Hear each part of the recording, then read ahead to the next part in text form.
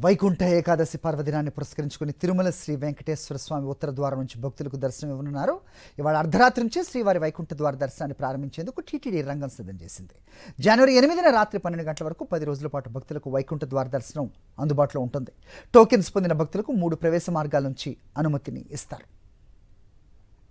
వైకుంఠ ఏకాదశి పర్వదిన మంగళవారం ఉదయం శ్రీవారు ప్రత్యేకంగా స్వర్ణ రథంపై మాడవీధుల్లో ఊరేగుతూ భక్తులకు దర్శనమిస్తారు. బుధవారం ద్వాదశి పర్వదినాన వేకుజామున స్వామివారి పుష్కరిణిలో చక్రస్నానం నిర్వహిస్తారు. ద్వాదశి నాడు స్వామివారి పుష్కరిణిలో స్నానాలు ఆచరించే అవకాశం కల్పిస్తారు. మొదటి 3 రోజులు టోకెన్లు కలిగిన భక్తులకు మాత్రమే దర్శనం ఉంటుంది. వీరికి అర్ధరాత్రి 1 గంట నుంచి ఉదయం 11 గంటల వరకు కృష్ణతేజ ప్రవేశ మార్గం నుంచి ఉదయం 11 నుంచి సాయంత్రం 5 గంటల వరకు ఏటీజీహెచ్ అతిథి గృహం నుంచి అనుమతిని ఇస్తారు. దీనిపై టీటీడీ అదనపు ఈవో వెంకయ్య చౌదరితో మరింత సమాచారం మా ప్రతినిధి ప్రసాద్ అందిస్తారు. వైకుంఠ ఏకాదశికి సంబంధించి టీటీడీ భారీ ఏర్పాట్లు చేస్తుంది. తిరుమల శ్రీవారి దర్శనానికి వచ్చే భక్తుల కోసం ఇప్పటికే ప్రత్యేక ఏర్పాట్లు చేస్తుంది. వైకుంఠ ఏకాదశి గడువులు రేపు ఉదయం ప్రారంభం కాబోతున్న నేపథ్యంలో ఇప్పటికే ఆన్లైన్ లో టికెట్లన్నీ కూడా భక్తులు కేటాయించడం జరిగింది. మరి తిరుమలకు వచ్చే వీఐపీలకు కావచ్చు, సామాన్య భక్తులు కావచ్చు, ప్రవేశ మార్గాలు ఎక్కడ పెట్టారు, అలాగే వాళ్ళని తిరిగి తిరుపతికి దించడానికి ఏ విధమైన మార్గాలు ఎంచుకున్నారు, అదేవిధంగా తిరుమలలో ఇతర అంశాల మీద ఎలాంటి దృష్టి సారించారు అనే అంశాన్ని మనతో మాట్లాడడానికి టీటీడీ అదనపు ఈవో వెంకయ్య చౌదరి గారు మరింత సమాచారం తెలుసుకునే ప్రయత్నం చేస్తాం. చెప్పండి, వైకుంఠ ఏకాదశికి సంబంధించి ఇప్పటికే ఏర్పాట్లు పూర్తయినాయని చెప్తున్నారు. ఒక పక్క తిరుమలకు వచ్చే వీఐపీలకు కావచ్చు, సామాన్య భక్తులకు కావచ్చు, వాళ్ళకి ప్రవేశ మార్గాలు కానీ ఎగ్జిట్లు కానీ ఏ విధంగా రెడీ చేస్తున్నారు, పార్కింగ్ విషయంలో ఎలాంటి జాగ్రత్తలు తీసుకున్నారు? ఓం నమో వెంకటేశాయ. ఇప్పటికే ఏర్పాట్లన్నీ కూడా పూర్తయ్యాయి.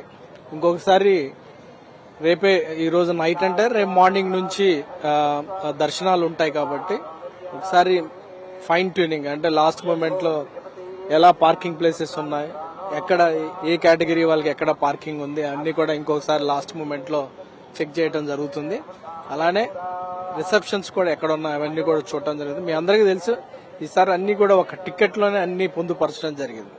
ఎక్కడ లైటింగ్ పాయింట్ ఉంది, ఎక్కడ బోర్డింగ్ ఉంటుంది, ఎక్కడ పార్కింగ్ ఉంటుంది, అంతా క్యూఆర్ కోడ్ తోటి ఒక టికెట్ లోనే మనం అంతా ఇన్ఫర్మేషన్ కూడా పొందుపరచడం జరిగింది. అందరికి కూడా భక్తులకి, స్లాట్ వచ్చిన భక్తులకి, విఐపి భక్తులకు కూడా అందరూ కూడా ఒకే ఒక విజ్ఞప్తి, మీకు ఇచ్చిన టికెట్ ని మీరు పూర్తిగా చదవండి. పూర్తి స్థాయిలో అవగాహన ఉంటుంది. ఎక్కడ దిగాలి, ఎక్కడ పార్కింగ్ చేసుకోవాలి, ఎక్కడ లైటింగ్ కావాలి మళ్ళీ బోర్డింగ్ కి అనేది ఉంటుంది. సో అందరు కూడా మనం అన్ని ఇన్ఫర్మేషన్స్ కూడా అలానే సైనేజ్ బోర్డులు కూడా ఎక్కడికక్కడే పెట్టడం జరిగింది. సైనేజ్ బోర్డుల ప్రకారం కూడా వాళ్ళు ఎక్కడ ఏ టయానికి రిపోర్ట్ చేయమన్నారో ఆ టయానికి రిపోర్ట్ చేస్తే చాలా ఫాస్ట్ గా కూడా దర్శనం అవుతుంది. అందరూ కూడా బంచింగ్ చేసి టికెట్స్ మార్నింగ్ ఎక్కడ ఎంట్రీ పాయింట్ ఉంది, ఆఫ్టర్నూన్ ఎక్కడ పాయింట్ ఉంది, ఈవినింగ్ ఎక్కడ ఉంటుంది కూడా ఒక్కొక్క 5 స్లాట్స్ ని మనం బంచింగ్ చేసి చెప్పడం జరిగింది. దానివల్ల అందరికి కూడా బెనిఫిట్ గా ఉంటుంది. పిలిగ్రిమ్స్ కూడా వచ్చిన భక్తులకు కూడా ఎగ్జాక్ట్ గా ఏ టైంలో వాళ్ళు రిపోర్ట్ చేస్తే దర్శనం, ఎగ్జాక్ట్ టైమింగ్ రిపోర్ట్ చేస్తే చాలా ఫాస్ట్ గా దర్శనం అవుతుంది. అందుకనే వాళ్ళు ఏ రకమైన కన్ఫ్యూజన్ లేకుండా వాళ్ళు వచ్చి రిపోర్ట్ చేయమని ఈ సందర్భంగా విజ్ఞప్తి చేయడం జరిగింది. అలాగని అందరిని కూడా పోలీస్ కానీ, విజిలెన్స్ కానీ, టీటీడీ ఎంప్లాయీస్ కూడా అందరిని కూడా పూర్తి స్థాయిలో ఎవరు ఏ పాయింట్ లో ఉండాలి ఇప్పటికే వాళ్ళకి ఆర్డర్స్ ఇవ్వడం జరిగింది. ముఖ్యంగా ఈ 3 రోజుల పాటు టికెట్ ఉన్న వాళ్ళకి మాత్రమే దర్శనం అని చెప్తున్నాం. అదనంగా ఒకవేళ భక్తులు తిరుమలకి రావాలనుకుంటే వాళ్ళ పరిస్థితి ఏంటి?